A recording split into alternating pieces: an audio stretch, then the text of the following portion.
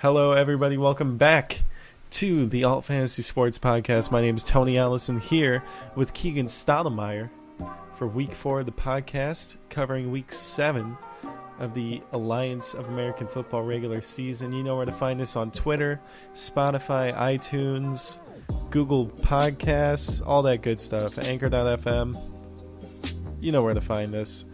We got a couple of things to go through this week. Some Twitter suggestions, attendance reports, game notes for the second week in a row, and we wrote it in all caps, so it's super exciting now. Yeah, power rankings, players of the weeks, and game predictions. All right, so let's start it off with Twitter suggestions. We only got one, and it was from football follower at FB Bucks fan. Wonder who he roots for. He said, which one player could be an NFL starter next season? Think scheme fit, position, team. Yeah, Tony. So I came up with a couple answers to football followers' question. So starting off with the top two highly touted wide receivers in the AAF, we got Charles Johnson and Rashad Ross. Charles Johnson currently has an 84.1 Pro Football Focus grade. Take that as you will. I don't put a lot of stock in a Pro Football Focus, but I put it in there just in case some of our listeners do. I can see the wide receiver from Orlando playing for Buffalo. They had a notably bad wide receiving core last year. I could see him also going to Miami.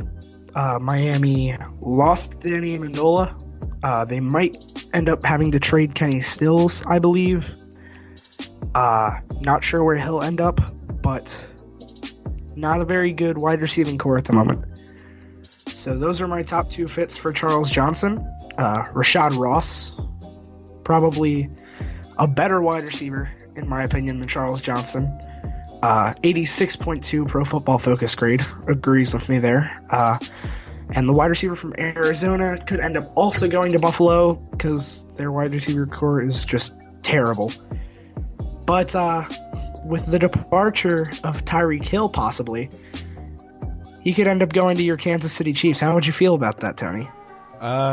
Bittersweet. I mean, I like Rashad Ross, but if he could replace Tyreek Hill, he'd already be in the NFL. Because of what Tyreek Hill allegedly did, I'm not going to just flat out say he did it, but there's a lot of evidence proving, pointing to what he did. I could see, based on what happened with Kareem Hunt, I could see Tyreek Hill departing the Kansas City Chiefs. And Rashad Ross, he could be a wide receiver for the Kansas City Chiefs, but then it would kind of be on Watkins and Conley to really fill that void. A huge void led by Conley's no longer with the Chiefs, I believe. Yeah, Conley's a Jacksonville Jaguar now. Oh, okay. So that's all on Sammy Watkins. The only reason I knew that is because I saw a comment from a Jaguars exec earlier. Yeah, it'd be all on Sammy Watkins at that point. So let's not think about that one. And moving over to the defensive side of the ball, got two on that side. We have Jaron Elliott, edge rusher from San Antonio. He used to be in the NFL. He had a 92.4 Pro Football Focus grade against a notably good offensive line in Salt Lake.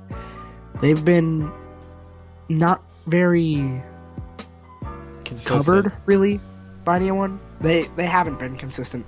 First couple weeks, they were not good. But I thought that's what you were going for. Since then, they've been pretty solid. Yeah, since then, they've been pretty solid. Jaron Elliott had a very good game against Salt Lake. And I could see him going to Oakland or Cincinnati. Cincinnati really needs some edge help right now. Cincinnati needs a lot of help right now. Yeah, they do. But specifically edge help to help Geno Atkins out a little bit. Because Geno Atkins is a superstar player. He's a fantastic defensive tackle. But you can't just have one guy rushing against 5 offensive linemen. So I can see Jaron Elliott possibly playing for Cincinnati. But I think Oakland's the more likely fit because, Khalil Mack.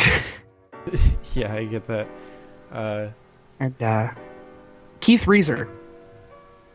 Probably one a couple people saw coming. The latest PFF grade that we have is a 94.3.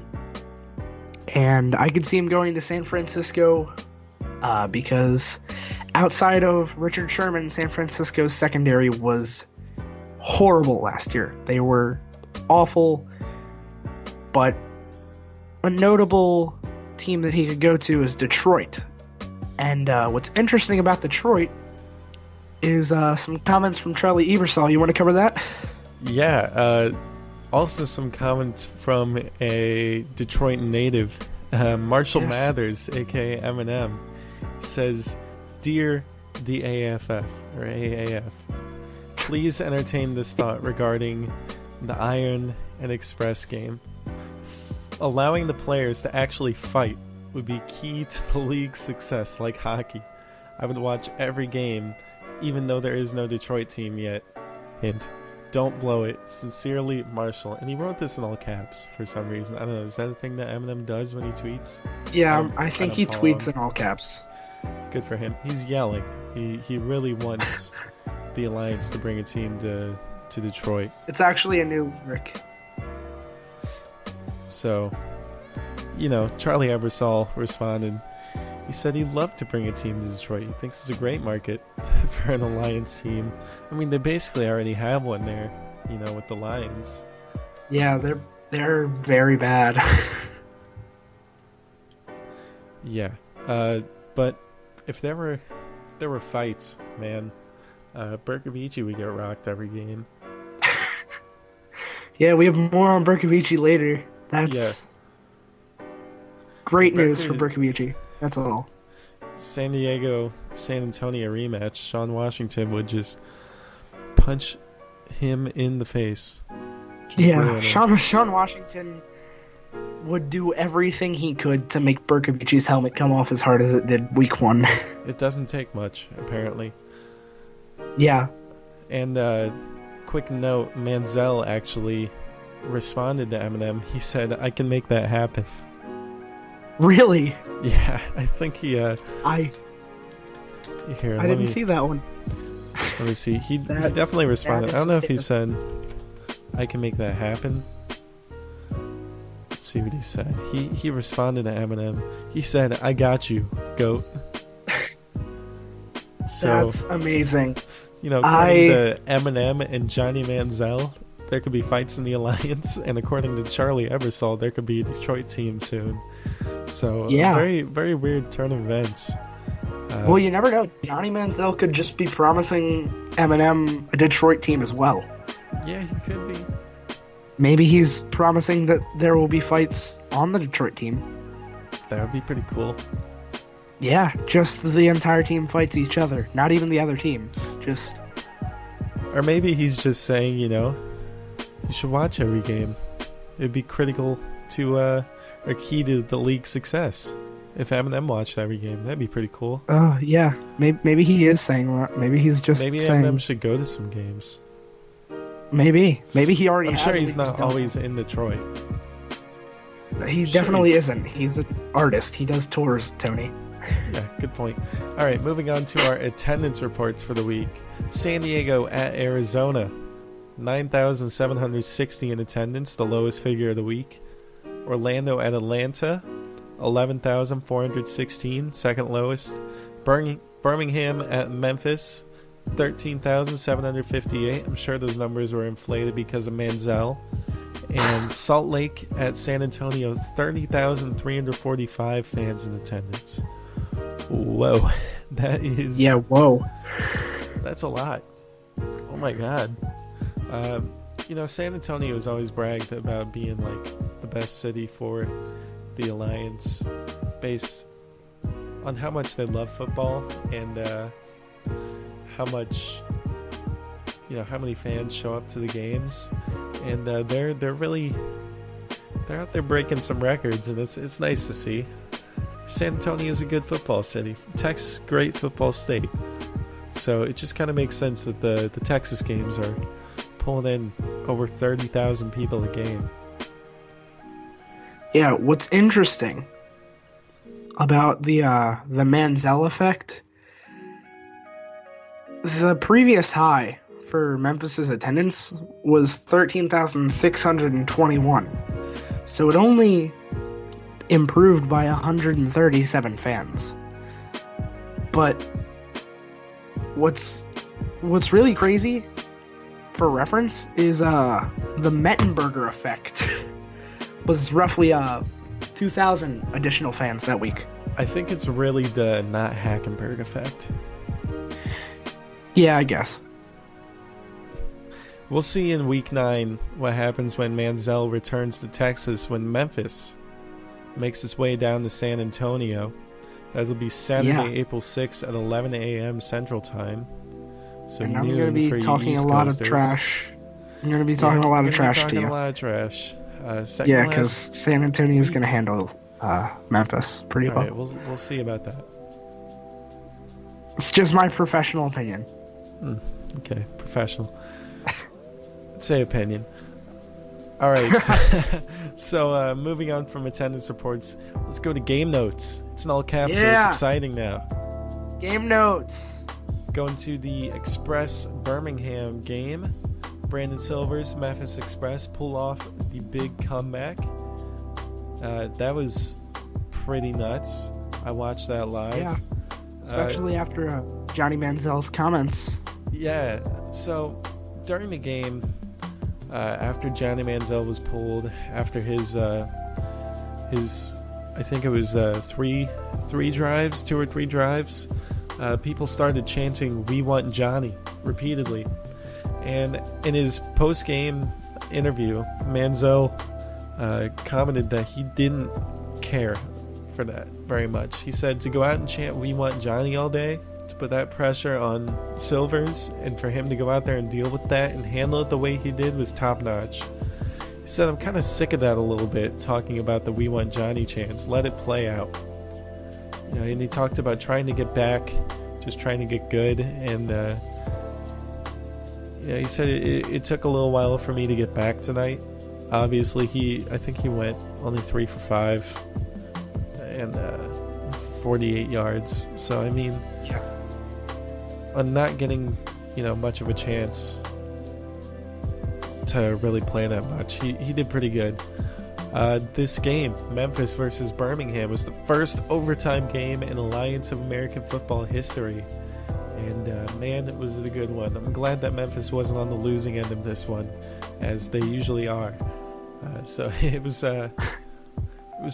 really nice to see that happen. Nice to see the win. Silvers just took control, man. He's proved that he deserves the starting job, and a lot of people have been talking about Manziel being challenged for the starting job. I think Silvers being challenged by Manziel, because these last 2 weeks, he's just gone out and he's performed. Leading the. He's looked like a very good quarterback. Yeah, he's looked pretty good. So we'll see what happens with Manziel and Silvers. But for now, I say, even though I think Manziel's ready for next week, I say start Silvers. I agree. I think that Brandon Silvers, he was extremely good. His total adjusted accuracy was 74%, which is one of the highest we've seen all season. He was very efficient when he was pressured. He only got sacked twice, left the pocket 4 times, so he has good pocket awareness. He ran once when he was pressured on a pass play. He was, for the most part, very accurate. When it came to medium throws, he was kind of inaccurate, a little bit shaky with 8 accurate passes to 5 inaccurate. But other than that, he only had 3 inaccurate passes, which is insane. Especially considering he threw 35 passes. To only have 8 total inaccurate passes from an AAF quarterback, Silver's played really well. And I don't think he's getting enough credit for that. I think people are starting to come around and realize a few days after what he did in Birmingham. You know, they were down at half, I think, by 8 points, I think it was. And he led them back, you know, charged downfield, scored touchdowns, you know, scored 2-point conversions when it mattered. And just to bring it into overtime and pull out the clutch win like that, you know, Manziel, I think is going to be good, but Silvers is playing really good right now, really good football. Yeah, and what's funny is Silvers led the comeback, but I think Manziel might have sparked it with a little bit of juju, with a little bit of trash talk. Yeah, with a little bit of his trash talk. What was interesting was Manziel was mic'd up and Silvers wasn't. Yeah, Manziel was mic'd up the whole game, and they caught a little bit of trash talk. I'll play that for you right now. It's only a couple seconds long, but yeah, it's pretty funny. Here, I'll play it.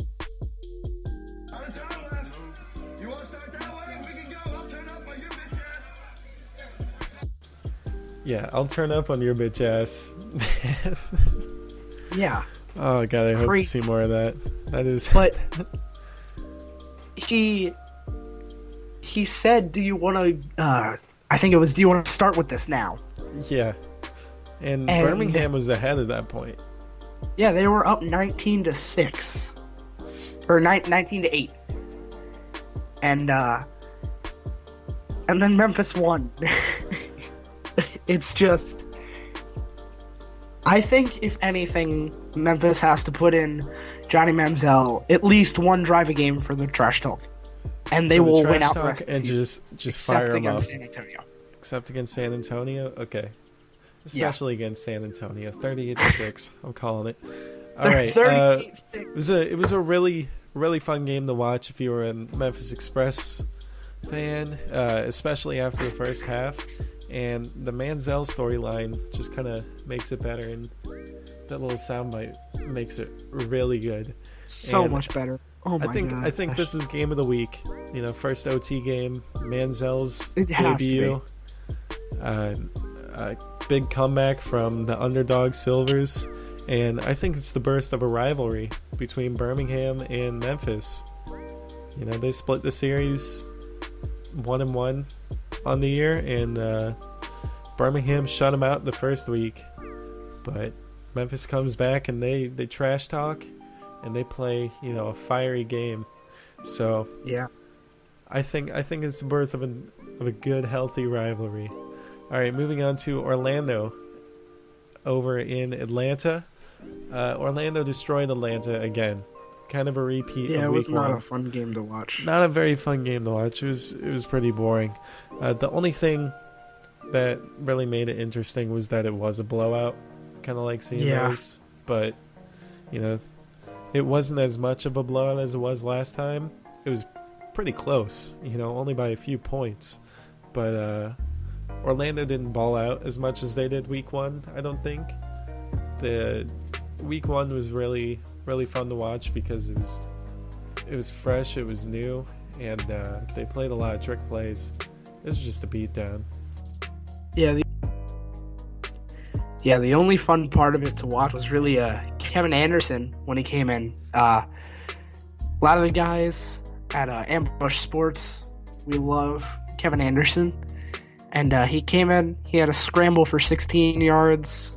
My buddy Moose Gibson freaking out over that one because Moose loves him some Kevin Anderson, but Anderson only had the ball twice. So yeah, it's kind of disappointing, but Gilbert, obviously great quarterback, probably the best in the Alliance. So, but it's nice to see Kevin Anderson go out there and play. Give him a little bit of time. But even if it was only for a couple plays. Fun fact, Atlanta is the only team to have lost the game by 30 points, 30 or more points, and they've done it 3 times this year. So Yeah, that against just kind the of three shows you best how teams in the or against the two best teams in the AF. Sorry. that shows you how bad Atlanta is, at least against really Yeah. good teams. Yeah.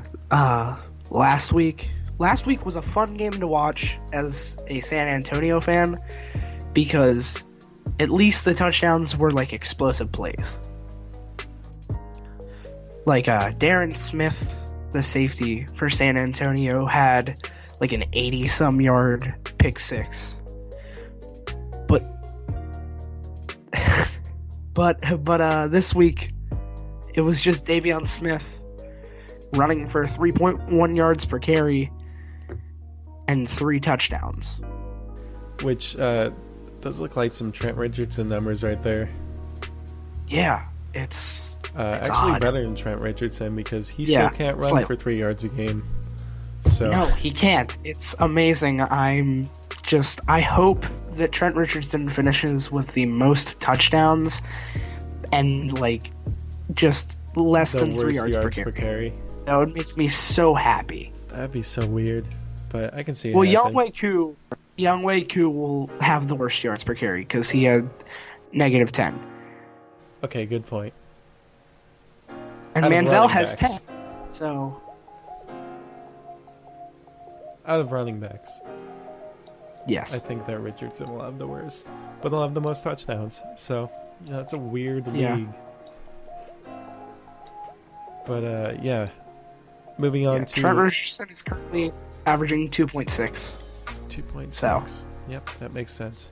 All right, moving on to Salt Lake versus San Antonio, the big game. 30,000 people in attendance. Salt Lake is a really pesky breed of garbage. I hate them so much, but it's like they won't go away, but they keep losing. They lost 19-15 in a close game, and it seems like pretty much every game they play is a close game. But they tend to come out on the losing side much more often than not. This is pretty close to Memphis and Birmingham for me, because it really did come down to one play. San Antonio up 17-15. Woodrum had just thrown a touchdown, and it was a 2-point conversion. Woodrum threw a pick to Devontae Bosby, former Eagles cornerback, and Bosby ran back for a 2-point conversion for San Antonio, which ended up sealing the game for San Antonio. It was way too close of a game for me as a San Antonio fan. I think scared. It was way too close of a game for me as someone who hates Salt Lake. So Yeah. I think they need to stop. Really. Salt Lake just needs to fold and become Detroit. Yeah, I think so. Just the only relocate. the only 2 games that Salt Lake has had the score difference of 10 or more points were Week 6 in the win against Memphis and Week 1 in the loss to Arizona. So every other game has been decided by less than 10 points. That's actually... I thought it was at least 3, but I guess I was wrong. No, they're close. They play close football, but they play bad football. Yeah. Even Josh when Woodrum was pretty good. is decent. Yeah. 22 for 35. Those are pretty close to Brandon Silver's numbers. Except instead of 2 touchdowns, he had 1 interception and 1 touchdown. So Brandon Silver's played a really good game. And Woodrum was really close to Silver's. I think he had about 30 yards less, and his completion percentage wasn't quite as good. But yeah, overall, what really sucked for Salt Lake was because Woodrum threw that 1 less touchdown. Pearson Howell has had his second or third week straight without a touchdown. And before that, he was not touchdown dependent, but his point totals were really good because he was consistently scoring for like a 2 or 3 game stretch. Yeah, I said last week. I think I said last week that Pearsonell was the best wide receiver in the game. Not anymore. I don't think so. He's good, but he had one or two really really good games, and I think that just kind of skewed my perception of him. He's an above average wide receiver, but I don't think I'd say top 5. Yeah, I wouldn't put him in my top 3. Yeah, neither would I. I think top 3 is Ross, Johnson, McKay. That makes sense. And if it was just week 1, I would have said Ward in there, but yeah, McKay would have been first. Patton. McKay would have definitely been first. He balled out in that first game, man. Yeah, he had like 12 targets. Yeah, he was pretty good. Taylor Bertolet. Bertolet? Yeah, that's how you say his name. He's on one of my fantasy squads. I don't know why I'd say his name wrong. He kicked 3 field goals. He was 3 for 3, so that's pretty good. 3 for 4. Him. 3 for 4. I like kickers. I don't look at their stats all the time, but I like kickers. Logan Woodside had one of his more average games this season. He went 13 for 19, so not a ton of passes, but decent completion percentage. I think it was one of the better ones this week. Marquise 164 yards. Williams was pretty good. 2 for 3 for 49 yards and a touchdown and a 2-point conversion. So yeah, it's not bad. But 13 for 19, 68.4% completion percentage, only 164 yards, an interception and a touchdown. Woodrum was the better quarterback this game, but San Antonio was the better team all around. Yeah, I would say this is Woodside's 3rd worst game of the season, probably. His worst, I would have to say, is week 3 at San Diego. He threw 2 picks. He did throw a touchdown and a 2-pointer, but had 151 yards, almost below 50 completion percentage. The only week that he's had below a 50 completion percentage is week 4, which would be his 2nd worst game. Went 11 for 25, 106 yards, but didn't throw any picks. So I'd have to say that was a better performance overall. Yeah, week 3 was when we thought that San Antonio was going to be bad, and look how far they've come. So yeah, so it's good turnaround. Evan Rodriguez, really good game at tight end. No 3 touchdowns. Receptions for 71. No touchdowns, sadly. but three receptions for 71 yards. That's not bad.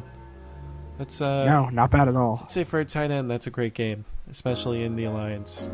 Tight ends are kind of underloved, underappreciated here in the Alliance, so it's nice to see Rodriguez having a good game in a close one, and a lower scoring game for the Alliance at least.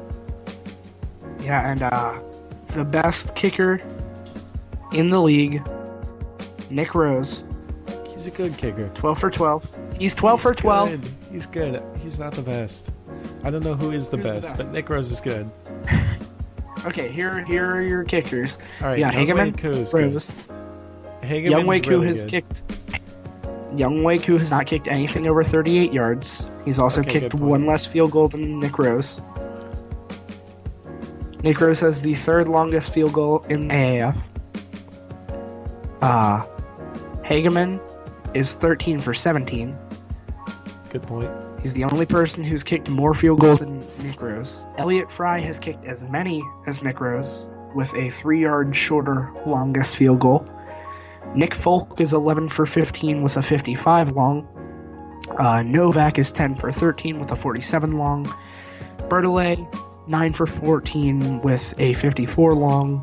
And McGinnis, 6 for 7 with a 46 long. So who would be better than Nick Rose? Okay, because I don't see the best any name kicker on in the this Alliance. Nick Rose is the best in the There Alliance.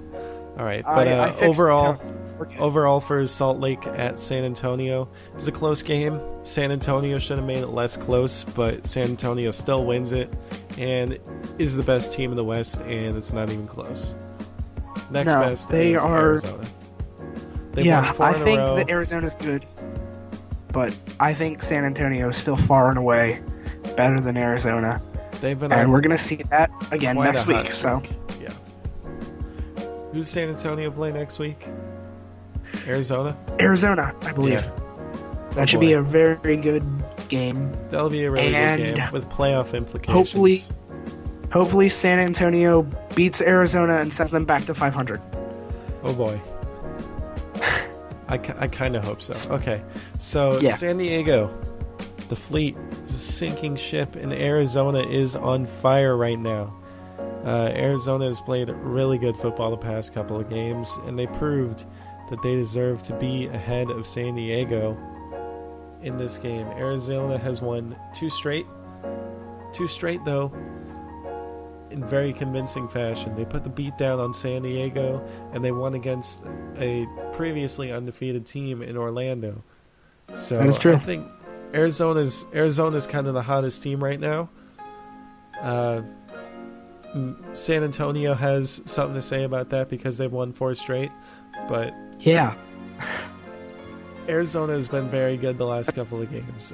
San Diego obviously has struggled since Philip Nelson went down, as we predicted back, I think, in week 1 of the podcast, which was, week 4 or 5? Walford is pretty much, I think, at least for this game, back to his early season form. He went 15 for 19 with a 78.9 completion percentage. Jesus. And 212 yards, 1 interception, which kind of sucks, 2 touchdowns in the air, and 1 rushing touchdown. So Walford played... but we need to see him consistently play like that, because that's how he was at the beginning of the season. Very good. And I think he might be back to his early season form. We'll see next week against San Antonio. San Antonio is a better team than San Diego, so I expect the numbers to go down a little bit, but he played really good against San Diego. Yeah, the story of this game was really the Hotshots defense. They had 45 total tackles, which is a lot if you didn't know. They had 2 interceptions and 2 forced fumbles. Yeah, that's a lot. Yeah. That's a lot of tackles. A lot of turnovers. And they knocked Berkovici's helmet off again. Yes. And I said it week 1 of the podcast. It was a perfect prediction. I'm so happy that it happened. It happened again. Keegan actually told me about it right before. I didn't see it. He told me about it right before we started recording that it happened again. And I went back and confirmed. Yeah, 1:34 left in the second quarter on a 2nd and 10 pass. Berkovici gets rocked. Again, his helmet comes off. It's not as cool as the first one. But no, his helmet came off when he hit the ground, but it's still pretty funny. It came off. It came off. Boy, it didn't fly 30 feet. Tighten up that chin strap. I'm so happy that it came off. Because I said it would. I said I hoped it would at least. And my hopes came true. It just, things couldn't have gone better because San Diego lost and Berkovici's helmet came off, so I'm happy. Berkovici still threw for over 300 yards, though. On 43 attempts, but nonetheless, only 22 of those were caught, which is almost a 50% completion rating. If he had thrown one more incomplete pass, it would have been 50%, which is not great. He also threw 2 interceptions, which is also not great, and 1 touchdown. Donnie Hageman, still my favorite kicker, even though he's not that great. He leads the league in field goals, only because he kicks a lot of them. 17. Yeah, still my feel-good kicker. Love that guy. You go Donnie Hageman. And do you think that Arizona is suddenly a threat for the championship now? I think Arizona is making a championship bid, and I don't think they're gonna be a threat, but I think right now we can view them as one. Yeah, they've played really good ball the last they have. last couple of weeks. And, in such a short season, only 10 weeks, it's pretty easy for a team to come up from the bottom and make a run just like that. 2 games is 20% of the season. That's a lot. Winning 2 good, important games, especially because, if San Diego had won, we'd probably making the opposite argument that San Diego would be making a playoff run. So 2 games can really sway a team's momentum, and Arizona is on the right side of that momentum right now. But I still think they'll go 5-5. I just think that San Diego is going to be worse, and Arizona will go 5-5 and make the playoffs, like I predicted weeks ago. Yeah, I have them losing to San Antonio next week. I have them beating Birmingham in week 9, and I have San Diego getting the revenge win in week 10 on my birthday. Oh, on your birthday. Well, yeah, I'll make sure terrible to say happy birthday birthday. San Diego winning. Terrible birthday present for you. I like San Diego, but whatever. I hate them with a burning passion. Okay, there are only a few teams that I really hate. It's Salt Lake, Atlanta, and Birmingham. I hate all so those the teams. East except for Orlando and the worst team in the West. Yes. Who beat Memphis. Who did beat Memphis. But Memphis is still better than them. All right, so that'll be it for game notes. Moving on to power rankings. I'm just going to run through these real quick, and then we can discuss them. So it goes Orlando at 6-1, coming off of a win. San Antonio also coming off a win at 5-2. Arizona at 4-3 with a win. Birmingham with a loss at 4-3. That's why I have them below Arizona. They're both 4-3, but Arizona is the hotter team right now, obviously. Memphis at 2-5 above San Diego, just because they won in a really good game, really tight, clutch game for them. They still suck. They're 2-5, but right now they're trending better than San Diego, and I think they'll finish with a better record than San Diego. Don't you put San Antonio on top of Orlando. That's blasphemy. All right. San Diego at 3-4, coming off a loss. All these next teams coming off a loss. San Diego 3-4, and then Salt Lake and Atlanta both 2-5. So Orlando, Arizona, Birmingham, Memphis, San Diego, Salt Lake, Atlanta. Those are my picks. Yeah, so I agree with you, Tony, except your top 2. I even as unbiased as possible, okay. I can't put Orlando above San Antonio. Okay, as unbiased as possible. Both teams played 2 of the worst teams in the league. And San Antonio actually played a worse team than Atlanta. And only one of those games was a blowout. The other one was saved by an interception in the last few minutes.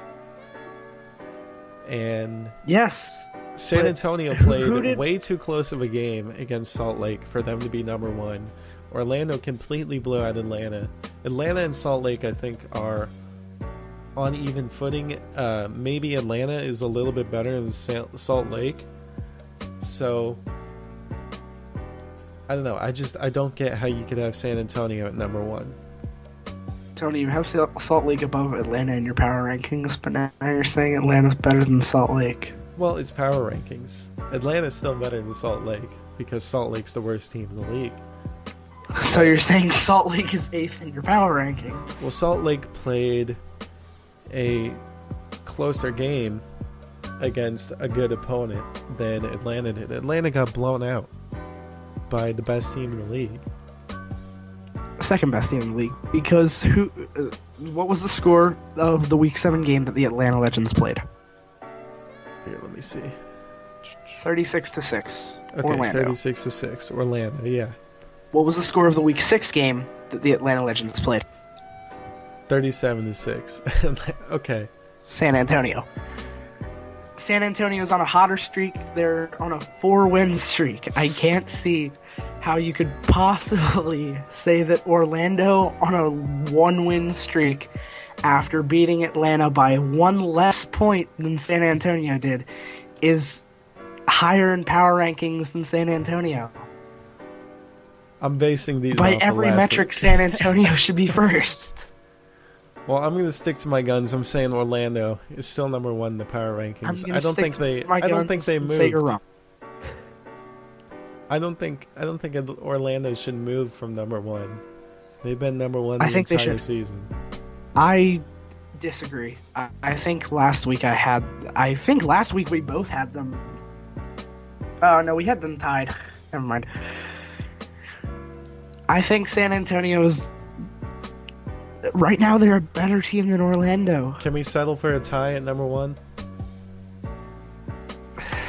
I guess we can settle for a tie. All right, we'll settle for a tie. San Antonio and Orlando tied, kind of, for first place, and Keegan is editing. All right. Yes, so now they're tied. Now they're tied. All right, players of the week. Offense, Brandon Silvers. He did great. Played a great game. He had 2 touchdowns, and on both of those, he converted for the 2 points. And he had the OT win, and it was an upset against Birmingham. Played under a lot of pressure because of the Manziel situation. So I think Brandon Silvers is the obvious choice for Offensive Player of the Week this week. Yeah, he played under a lot of mental pressure, but that offensive line gave him a great, just wonderful time in the pocket because he only got pressured 9 times. That was 22% of his passing snaps. This is coming from at the sideline 10, like last week. Honorable mention for the offense, going back to Zachary Garden's stats. The San Antonio offensive line, playing against probably the best edge rusher in the AAF, Carter Schultz. Carter Schultz had 0 sacks and I believe 1 or 0 quarterback hits. They only allowed pressure on 4% of passing snaps, and the pressure only forced Woodside out of the pocket once. Now, yeah, the O-line was great. They did a really good job of shutting down Carter Schultz, which I think was kind of the key in that game, especially with how close it was. They allowed Woodside, even having an average game, to, take his time in the pocket and make the passes that he needed to make. So I think the San Antonio O-line is a good honorable mention. Yeah, take it with a grain of salt. Woodside was sacked, I think, 5 times, but that was playing against 2 of the highest rated defensive linemen in the AAF, in Carter Schultz and Mike Purcell, who is the highest rated interior lineman in the AAF. So Purcell had 2 sacks, but they did hold Schultz to none. I think that, as an honorable mention, San Antonio's offensive line deserves it. I think so too. All right, moving on to defense. DeMarcus Gates, linebacker from Memphis. He had 7 total tackles, a defended pass, and a blocked punt recovered by Terrell Bonds for a touchdown, which brought Memphis within a possession late in the 3rd quarter, which, of course, was key to the win in overtime.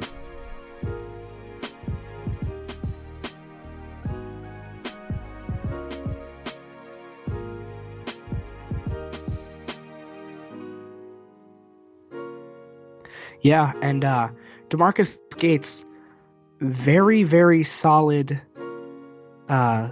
just single spot on this defense. Memphis defense has been very inconsistent. 1 week they look very good, the next week they were getting blown out. And DeMarcus Gates has been the one consistently good player on this defense. The blocked punt brought Memphis within 5 points, I believe, 19-14, and set up Brandon Silvers to bring him back to an overtime upset win. And I think that's why Memphis, they get the offensive and defensive players of the week this week. But special teams didn't come from Memphis because McGinnis was 1 for 2. So Taylor Bertolet, the kicker from Salt Lake, he went 3 for 4. He's my fantasy kicker. Yeah. Nobody else kicked more than 2 field goals, I think. It was another not great week for kickers. Not as bad as last week, since we gave our special teams player of the week to a punter. But, Bertolet went 3 for 4. He had a long of 53, another kick for 52, and 13 fantasy points on only 3 kicks. Pretty impressive when you think about it. I'm impressed. I would like to apologize for last week because, Tony, we forgot that Greg Ward had like an 82-yard punt return for a touchdown. Oh, God. Greg Ward Jr., Yeah. You get the... Week 6 player of the week. You get the Week 6 special teams player of the week. Sorry about that. Sorry to, who was it? It was the Memphis punter. The Memphis punter was great, too. Apologies to Ryan Winslow. He gets the honorable mention. There you go. All right. Honorable mention, Ryan Winslow for Week 6. We're going back and changing that. It never... Just erase it from your minds. It never happened. Yeah. This is Week 6, and now we're back to Week 7, so... Okay.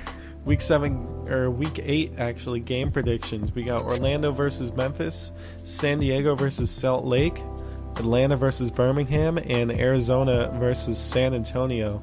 I'll run through mine really quick. Orlando versus Memphis. I have Orlando in a close game because Brandon Silvers is going to be playing and Johnny Manziel is going to hype them up. But Orlando's still going to beat them.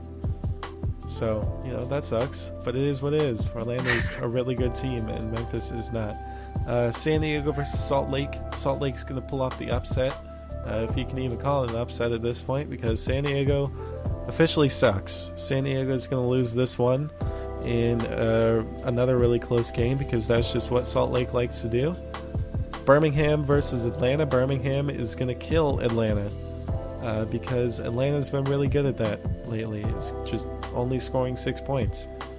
Arizona versus San Antonio. I'm going to go with Arizona because I don't know. Just because. Arizona, it'll be their 5th win. There you go. All right, you can go ahead. All right, so I also have Orlando winning. I don't think there's much to say there. I don't think it's going to be as close as you probably think, Tony. I say a solid double-digit win for Orlando. Oh, boy. My prediction is 31-18. You think they're going to drop 30 on them? Yeah. All right. I think Memphis is the first team outside of Atlanta. Or no, other teams have had 30 dropped on them. They were just lost by 30. Yeah. Memphis isn't going to lose that bad. Come on. No, they're going to lose 31-18 though. Okay, I can see that happening. I have San Diego beating Salt Lake. Not by much, but San Diego has been very good at revenge games this season since they've had one, and it was against San Antonio, and I like to put that game out of my mind. San Diego comes... for some reason I put a lot of Memphis games out of my mind. I don't know why. Yeah, no. Is the game at Salt?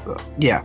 So San Diego's going into Rick Eccles, so it's going to be a little bit harder for them to get a win because they couldn't even win in San Diego. But I think they come out with it because Salt Lake hasn't been that much better at home than they have been on the road, and they haven't been very good on the road. So, on to Atlanta versus Birmingham.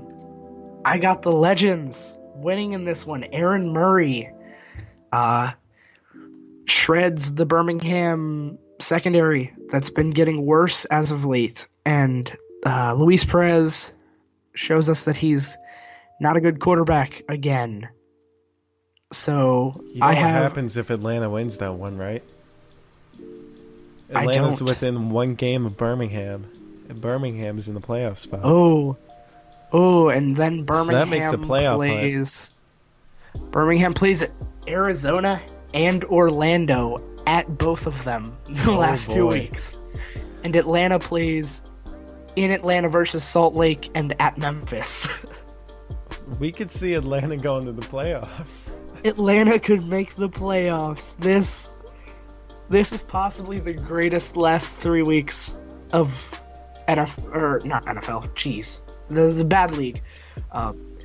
The Alliance. Greatest last 3 weeks of football that I've ever seen. No, I was calling the NFL a bad league. Oh, okay.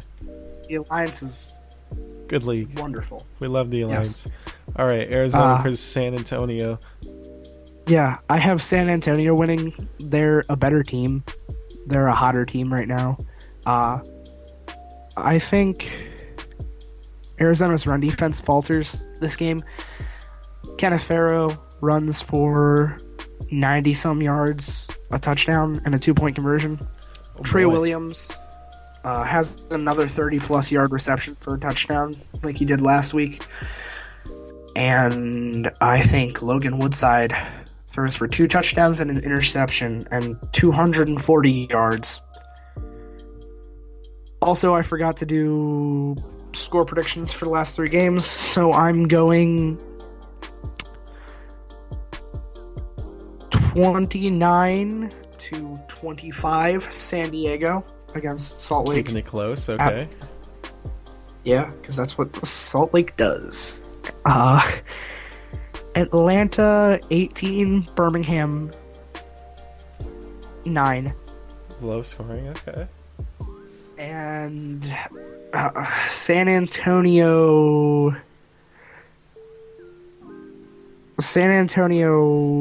This is a tough one to pick because I don't know whether San Antonio's defense holds Arizona down and Arizona's falters badly, or if San Antonio scores under 20 or under 30 points, but still wins. I think San Antonio 29, Arizona 12. Okay, so one of us is going to do really good this week. One of us is going to do really bad this week. So yeah, and I'd just like to clarify.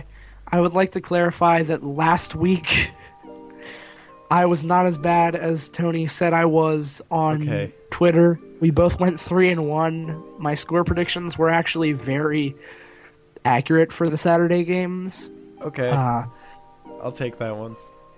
Yeah, I predicted Orlando 34, Atlanta 15. The final was Orlando 36, Atlanta 6. And I picked, I think, San Antonio 21, Salt Lake 18 was my prediction, and it was San Antonio 19, Salt Lake 15. Then the Sunday games, I wasn't as close.